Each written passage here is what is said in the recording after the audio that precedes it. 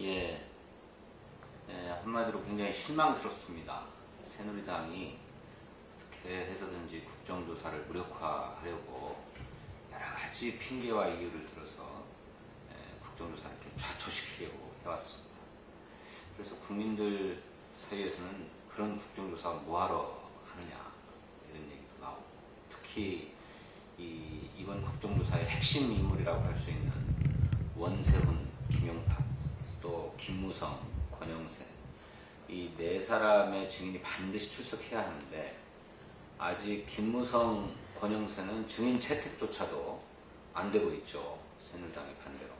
그리고 내일로 예정되어 있는 청문회에 현재로서는 원세훈 전 원장이나 김용판 전 경찰청장이 출석하지 않겠다는 입장을 보이고 있는 모습을 보여서 이렇게 국정조사가 무맥할 수가 있는가라고 하는 국민적인 비판이 있다고 생각하고, 저도 거기에 동의합니다. 물론 그간에 간헐적으로 이어진 국정조사 과정에서 여러 가지 사안들이 새롭게 드러난 사실도 있었습니다만, 이런 상황이 계속되면 그야말로 국정조사 필요 없다라고 하는 국민적인 목소리가 더욱 커질 것이다, 이렇게 생각합니다. 민주당이 이 국정조사 국면에 대응하는 데 있어서 조금 미흡했던 것은 사실입니다. 그런데 그것이 민주당 자체의 한계라기보다 새누리당이 어떻게 해서든지 국정조사를 하지 않으려고 여러 가지 이유와 핑계를 대왔어요. 증인 채택은 말할 것도 없고, 국정원의 기관보고조차도 비공개로 해야 된다고 하고, 또 여름이라 더우니까 휴가도 가야 되겠다고까지 얘기하지 않았습니까? 이제 그런 어떤 새누리당의 억지 주장을 민주당이 수용한 데 따른 비판이 있는 게 사실이고 미흡한 건 사실입니다만, 그것은 또 한편에 받아들이기 싫으면 국정조사 하지 말자, 이런 그 태도를 보이고 있는 게 새누리당이었기 때문에 그야말로 국정조사를 정상적으로 진행하려고 하는 어떤 민주당의 고육지책이었다, 이렇게 이해되어야 된다고 생각해요. 그렇지 않고 민주당이 애시당초 이거 진상규명 같은 거 전혀 필요 없다, 이런 입장이 아니고 원칙적으로 다 해야 된다고 생각합니다만, 새누리당이 완강하게 이거 자기네들 입장을 들어주지 않으면 아예 국정조사를 여기서 중지시켜버리겠다라고 하고 있기 때문에 불가피하게 수용해 가면서 정상화하려고 하는 노력을 하지 않을 수 없었다, 이렇게 이해됩니다. 글쎄요, 국회의 의지는 분명하고 또 민주당의 의지는 분명한데, 그것이 또 증인 출석 여부의 문제는 또 증인들 각자가 스스로 결심하고 결단하는 문제들이 있지요. 그런데 현재 상황으로 보면 증인들이 출석하지 않을 것으로 보여요.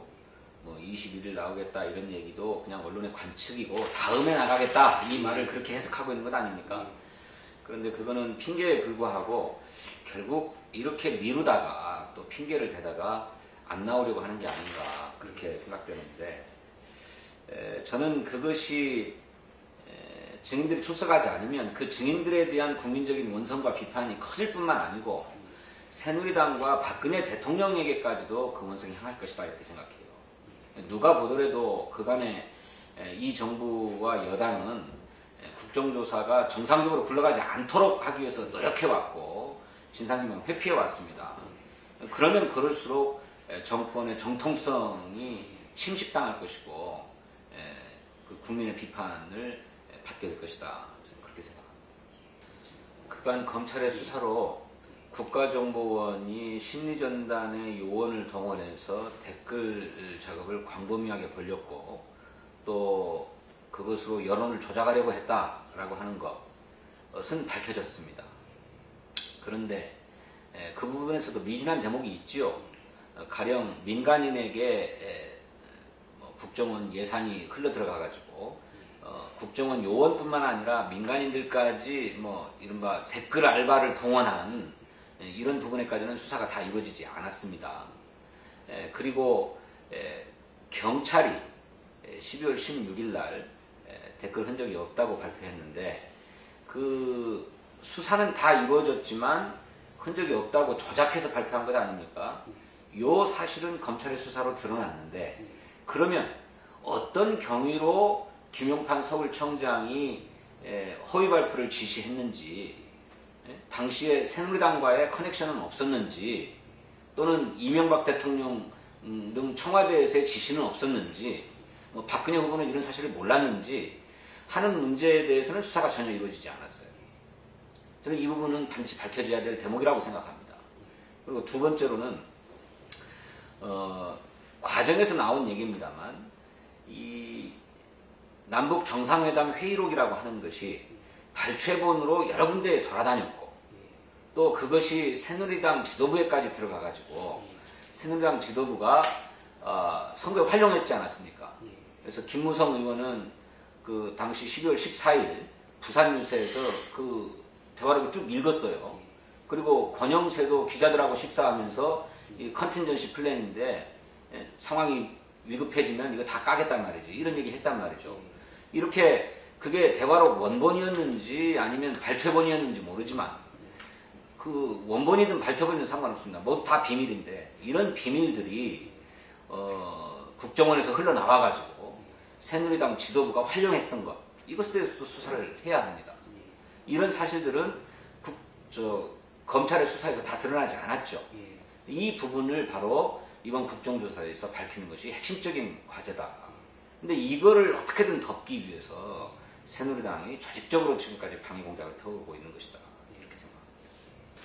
그러니까 그런 이유는 이미 그 일각이 드러났지만, 박근혜 대통령이나 새누리당이 이 문제에 어떤 방식으로든 관련되어 있음이 점점 드러나고 있는 겁니다. 그래서 처음에는 이명박 정권의 책임으로 모든 것을 돌려서 뭐 진상을 규명하거나 처벌을 하면 이 문제가 해결될 거라고 봤던 것 같은데, 자기들 스스로 새누리당이 관련되어 있고 또 새누리당의 핵심 지도 인사들이 다 관련되어 있음을 스스로 발설하고 폭로했어요. 그래서 이제 더 이상 진상규명을 계속하게 될 경우에는 새누리당의 관련성, 또 박근혜 후보의 관련성, 이런 것들이 다 드러날 수밖에 없는 정황으로 가게 된 것이란 말이죠. 저는 그 박근혜 후보가 마지막 세 번째 텔레비전 토론을 할 때 증거가 다 없는 것으로 나왔다, 증거가 없는 것으로 다 나왔다, 이렇게 발언했는데, 당시에는 민주당이 증거를 제시하지 못하고 있지 않느냐라고 하는 얘기인 것으로 받아들였는데, 시간이 흘러오면서 다시 보니까 그게 아니란 말이죠. 그 민주당이 증거를 제시하지 못했다 이 얘기가 아니고 증거가 없는 것으로 다 나왔다 이렇게 발언했단 말이에요. 그것은 경찰의 수사 경과나 결과도 이미 다 보고받고 있었다 라고 하는 의심을 강하게 불러일으키는 것이죠. 또 김무성 새누리당 총괄선대본부장이 자기 입으로 최고위원회 내부회의에서 내가 대선 전에 다 읽어봤다, 그래서 울분에 차가지고 내가 유세에 가서 다 읽었지 않았느냐, 이렇게 얘기했지 않았습니까? 자기 입으로. 또 권영세도 자기 입으로 마찬가지고요. 이런 정황들이 다 드러나니까 진상규명을 계속해가면 자기들의 연관성이 드러날 수밖에 없겠다 라고 하는 이런 위기감 때문에 어떻게든 여기서 중도무의하려고 덮으려고 하는 게 아닌가, 이렇게 생각합니다. 세상 천지가 다 아는 일입니다. 박근혜 대통령 혼자서만 그렇게 주장하고 있을 뿐이죠. 아니 전혀 도움이 안 되는 일이라면 국가정보원이 왜 심리전단 요원 70명을 동원해서 그런 작업을 벌입니까? 그렇게 해서 어떻게든 선거 분위기와 그 여론에 영향을 준 것이죠. 그것이 박근혜 대통령에게 알게 모르게 도움이 된 겁니다.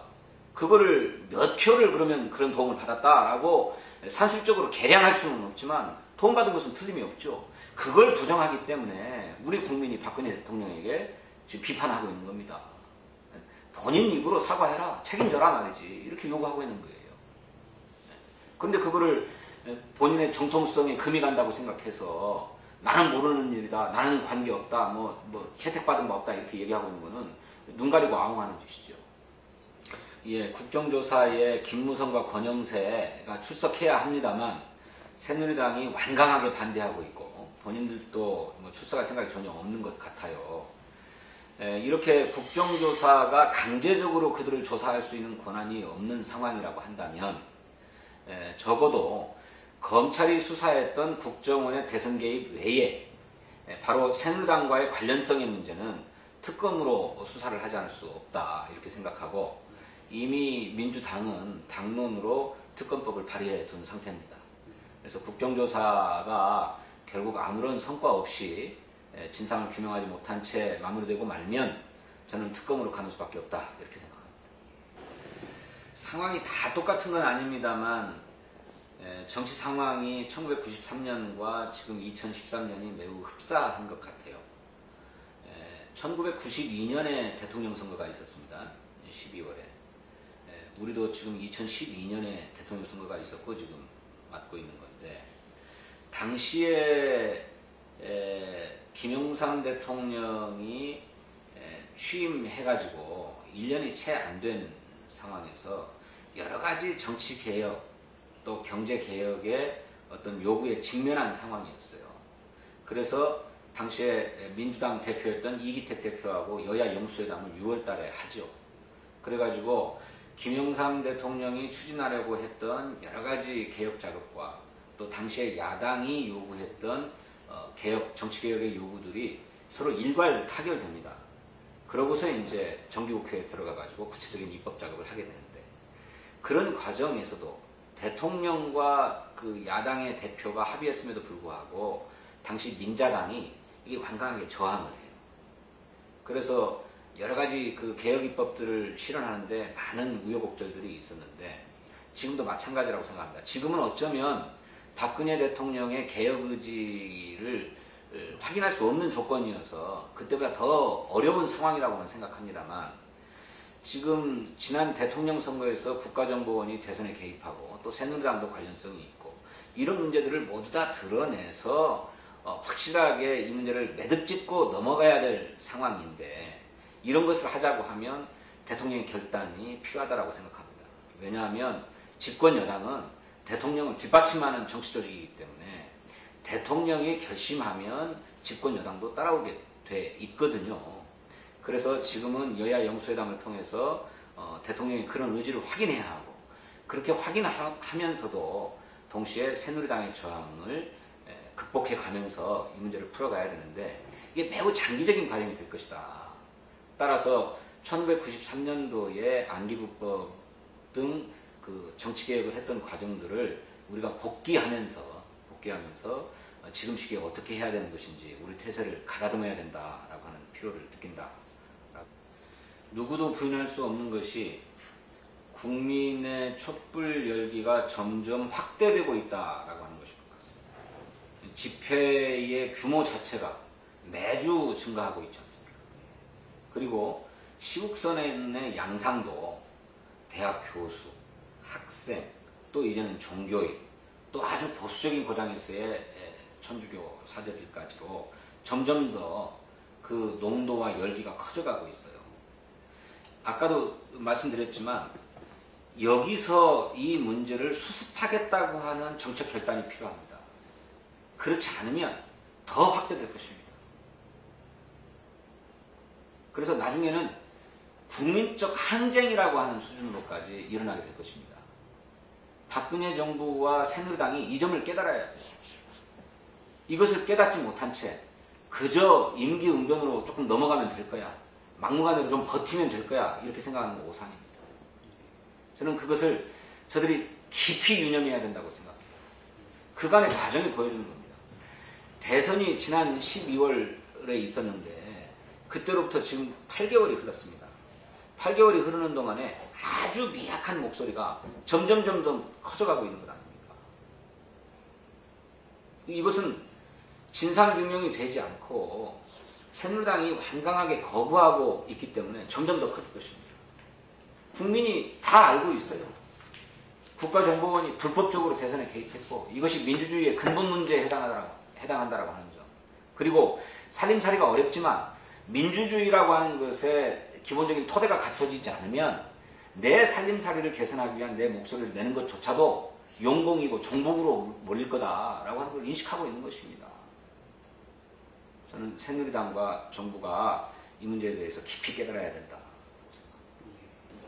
그러니까 대중의 밑바닥에는 아주 원칙적인 주장이 있는 게 사실입니다.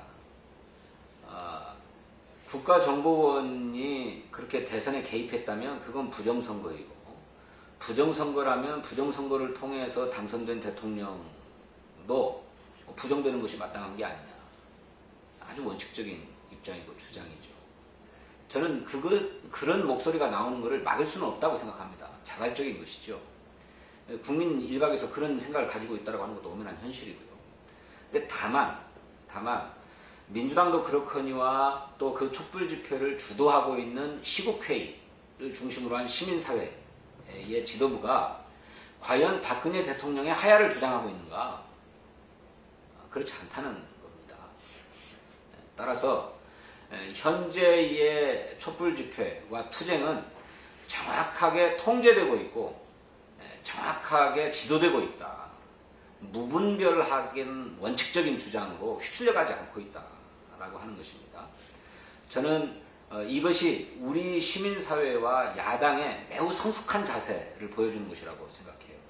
그런데 거기에 당신들은 대선 불복하고 있는 것 아니냐, 대통령 하야하라는 말이냐, 그거 뭐 저 북한하고 똑같은 주장이다, 이렇게 얘기하고 있는 것이 오히려 이성을 상실한 주장이다. 그는 근거 없는 정치적 공세이고 호도다. 어떻게 해서든 국민의 어떤 촛불의 열기를 뭐 잠재워 보려고 하고 또 훼손시켜 보려고 하는 정치적인 음해죠. 그거에 일희일비할 문제는 전혀 아니라고 생각하고요. 민주당의 요구는 분명합니다. 4가지. 하나는 이 사건의 정확한 진상이 규명되어야 된다. 진상 규명. 2번째로는 책임자 처벌. 3번째로는 국정원 개혁. 그리고 이 모든 문제에 대한 정치적 책임을 지고 박근혜 대통령이 사과하라는 것입니다. 이 요구가 실현될 때까지 민주당의 장외투쟁은 계속될 것입니다.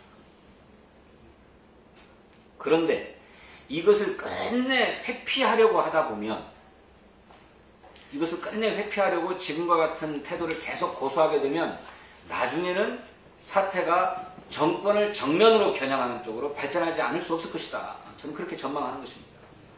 그런 사태로 가게 되면 국가적인 불행이기 때문에 이 정권이 그런 사태로 가기 전에 지금 수준에서 막아라. 그러자면 결단이 필요하다라고 하는 점을 거듭 촉구하는 것입니다. 김한길 지도부가 저는 잘해왔다고 생각합니다. 잘해왔어요.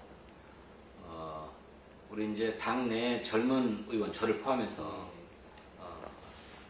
들이 보기에는 뭔가 좀 미흡하게 대응하는 게 아니냐, 뭐 이런 평가도 있는 게 사실입니다만, 그런 어떤 당내의 주장과 요구, 또 바깥에 타오르는 어떤 민주주의 회복에 대한 요구, 이런 것들을 적절하게 잘 때에 맞춰서 수용해 가면서 당의 투쟁을 이끌어왔다고 생각합니다. 아까도 말씀드렸던 것처럼 민주당에는 2가지 과제가 있어요. 그 민주주의 문제를 바로잡아야 된다, 바로 세워야 된다라고 하는 문제와 동시에 국민의 어려운 살림살이, 민생 문제를 보듬어야 된다. 2가지 과제가 있는데, 이 2가지 과제를 실현하는 데 따른 동시에 추진해야 한다라고 하는 데서 오는 이를테면 정치적 균형 감각이라고 하는 것이 필요하죠. 그래서 누구는 왜 지금 원내에 남아있냐, 원내 문 걷어 잠그고 장 바깥으로 나와가지고 장외투쟁을 열심히 하면 된다, 이런 주장도 있습니다만, 그렇게 되면 우리 국민의 어려운 살림살이를 보듬을 방도가 없습니다.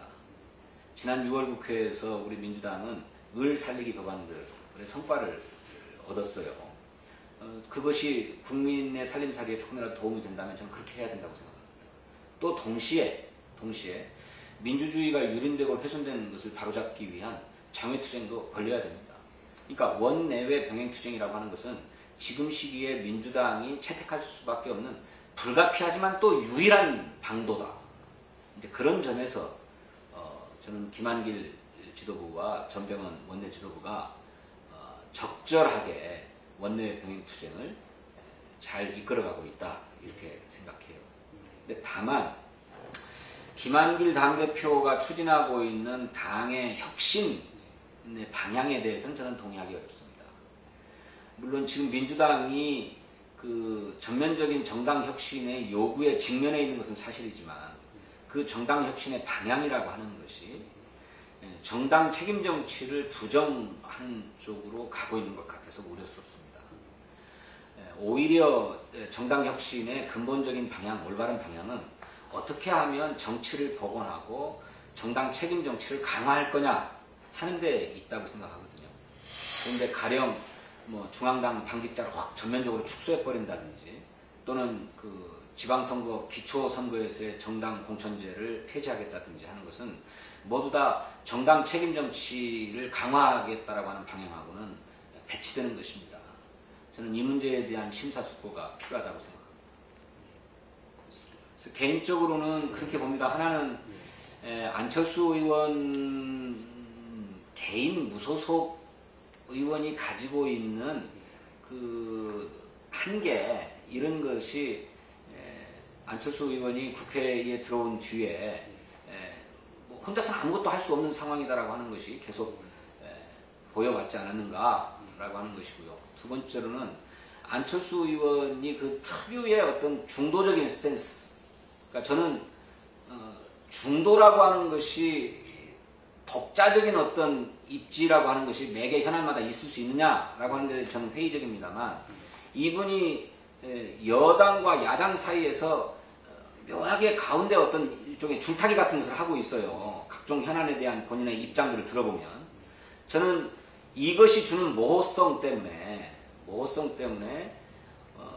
이를테면 그 독자 세력화가 한계를 보이고 있는 게 아닌가 그렇게 생각이 드네요. 박근혜 대통령이 취임한 지 6개월 됐는데요.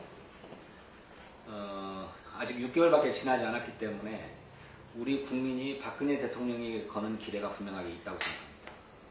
그래서 박근혜 대통령에 대한 지지율이나 국정수행 지지도가 60% 내외가 나오는 것은 그런 기대가 반영된 것이지 정말로 잘해서 그렇게 나오는 게 아니다라고 하는 것입니다.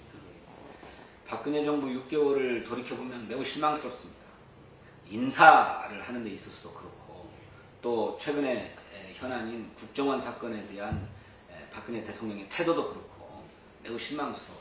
또 세제 개편안도 사실상 본인이 사인한 것 아닙니까? 나흘 만에 뭐 원점 재검토로 물러서긴 했습니다만 정말로 국민이 요구하는 바가 무엇인지 어떻게 하면 우리 사회를 한 단계 더 발돋움시킬 것인지에 대한 진지한 고민과 성찰이 없는 것 같습니다. 그런 점에서 저는 매우 실망스러운데 박근혜 정부가 아직까지 살아있는 그런 국민의 기대라고 하는 것을 믿고 밀어붙이겠다고만 생각할 게 아니고 허심하게 돌아봐야 됩니다. 이 국민의 기대가 꺼져버리는 순간에 박근혜 정부의 지지율이라고 하는 것은 이명박 정부 아래로도 내려갈 수 있을 것이다. 그렇게 되면 도대체 국정을 어떻게 이끌어가려고 하는가. 저는 지난 대통령 선거의 최대 화두가 경제민주화와 복지국가 문제였는데 우리 국민이 경제민주화와 복지국가를 더 잘할 사람으로 박근혜 후보를 선택했던 것 아닙니까? 저는 그런 국민의 기대와 선택에 부응해야 된다고 생각해요. 그것을 못하는 순간에 박근혜 대통령은 아무것도 아닌 존재가 될 것입니다. 국민의 기대가 높은 만큼 그것에 부응하지 못할 때 돌아오는 실망도 훨씬 클 것입니다. 그럴 경우에는 박근혜 대통령의 레임덕이라고 하는 것이 정말로 더 일찍 찾아와서 남은 기간 동안 아무것도 못하는 식물 대통령으로 전락하는 상황이 올 수도 있다. 그 점을 정말 심각하게 바라봐야 된다.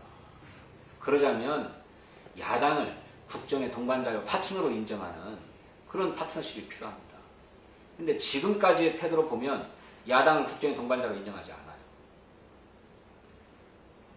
그런 생각까지 하고 있다고 믿기지 않습니다만 한기호 의원이나 이런 분들이 하는 발언들을 보면 야당을 국정의 동반자는커녕 내부의 적으로 보고 있는 것 같고 근데 이런 사고 방식을 갖고서는 절대로 이 어려움을 헤쳐나갈 수가 없다. 그렇게 생각합니다. 안녕하세요. 진성준 의원입니다. 날씨도 더운데 그 더운 날씨만큼이나 정치 상황도 답답합니다. 하지만 정치 상황이 답답하다고 해서 정치에 등 돌리고 손가락질해서는 아무것도 바뀔 수가 없습니다. 그 답답한 마음을 우리의 참여로 승화시켜내야 합니다. 우리의 뜨거운 마음이 하나 둘 모일 때, 그리고 그것이 강한 응집력을 발휘할 때 정치도 바뀌고 세상도 바뀌는 것이라고 저는 믿습니다. 정치인들이 실망스러운 행태를 보일 때가 많을 것입니다만, 그럼에도 불구하고 대부분의 정치인은 그 마음속에 뜨거운 심지 하나씩을 갖고 있습니다. 저는 그 심지를 여러분들이 불태워 주셔야 된다고 생각합니다. 함께 손잡아 주시고 함께 격려하면서 세상을 바꾸기 위해서, 또 정치를 바꾸기 위해서 다 같이 나섭시다. 희망 때문에 우리가 사는 것 아니겠습니까? 감사합니다.